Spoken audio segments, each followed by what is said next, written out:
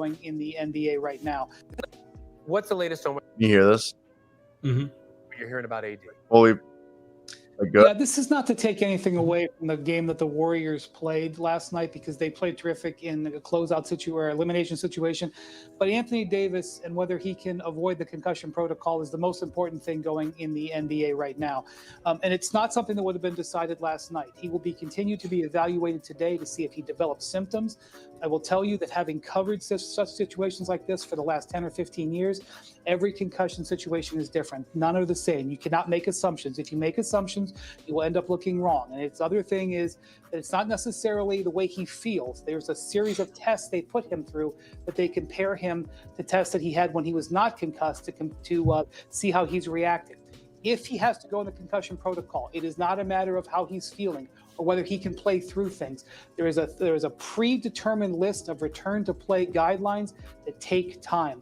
If he goes in the protocol today, and again, let's hope that he doesn't go into it, and let's hope that what the Lakers were seeing last night was good positive signs.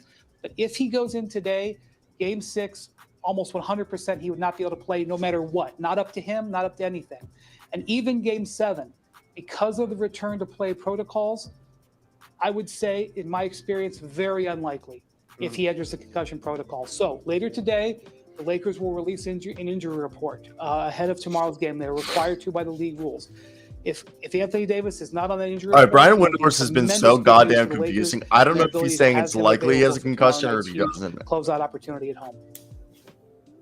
No, he's right though. If AD were to enter concussion protocol, he would definitely be out for the rest of the series, 100%. Okay, but wait. I lost. Did Brian Windhorst say he expects or it's unlikely that he enters concussion protocol? I got confused. I don't think he gave an opinion on if it happens. He didn't give an opinion. Knowing AD, he's probably concussed, but I would be shocked if he is. I mean, forearms are big. Would you rather get elbowed or forearmed? I'm gonna go with forearmed. Forearm. Because I'm pretty sure, like on a Joe Rogan thing I listened to, your elbow, is strategic. It's strategic. This is like actually a weapon. Like it's like, you know what I mean? Yeah. There is strategic in this. Yeah, it's an elbow. Yeah, it's like a knee. Would you rather have your heel or your knee? I wonder. That's a good question, actually. No, well, the answer is forearm, and I don't think AD is concussed. And if AD is concussed, he's made of actual glass. And no matter if I watch it in slow-mo or full speed, I don't know how this man is so miserable from a forearm. I know it's Kevon Looney, he's a big guy, but you're also a big guy. So I think he's fine. I think he'll be Did you not see this earlier? This guy's stuff. We've talked about it before. Brian Sutter's. He did a video earlier. His head on this play by Kevon Looney, and per Chris Haynes, had to actually be taken off the concussion. Heard on the podcast. I'm trying to find that data. Quick to connect, and within seconds, you're going to. I don't give a fuck about it. There, NordVPN. Looking at our biodigital anatomy tool here, I think the first thing to focus on really acutely for Davis is the possibility of some sort of facial trauma, something like an orbital fracture. So you hear that? Like that was like the other thing I heard. The concern was that this could be for Anthony Davis an orbital fracture. I mean, granted, this is from the YouTube doctor guy, but like he says, like initial thought. But from what he says, from looks like it doesn't seem like that or any damage to the eye. That he said if his best bet from what he's seeing is it's probably a concussion from his medical expertise. Well.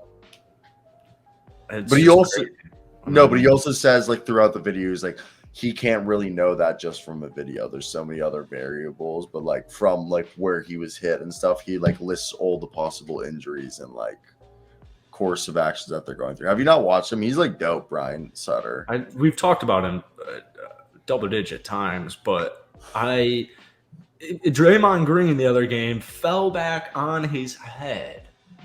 He jumps, he falls, and then slams his head, gets right back up, goes at it. Anthony Davis catches half a forearm and half a wrist to the forehead, and he's out for the series. It's just absurd. Legitimately, TP, can LA get it done without David until he returns for next series? If that's the case, I have no idea, because the fact that if it's Wayne Gabriel, I'm not confident. I know Mo Bamba's. I don't know what happened to Mo Bamba's ankle, but Mo Bamba's ankle's fucked. And then you got Tristan Thompson, who I think is just there to be the director of good morale. So, like, There's a 0% chance the Lakers win the series if Anthony Davis has a concussion. You don't think Tristan Thompson can turn it back to 2016 for one game? No. You know, one game. No. LeBron just asks him one game. No. If the Lakers wanted to win a game without AD, which they've never really been able to do, I would need, let's see. Because Anthony Davis has not missed a game this playoff. It's only been LeBron who's missed a game this playoff so far. So, and the whole thing is, what game did LeBron miss? Was it LeBron to miss one game? LeBron missed when did he miss a game? No, he didn't miss a game. I'm trying to think. I don't know why. Maybe I'm just mixing up Draymond Green getting suspended in my head. That LeBron. Yeah, I think that's why. Ignore me. Neither guys have missed it.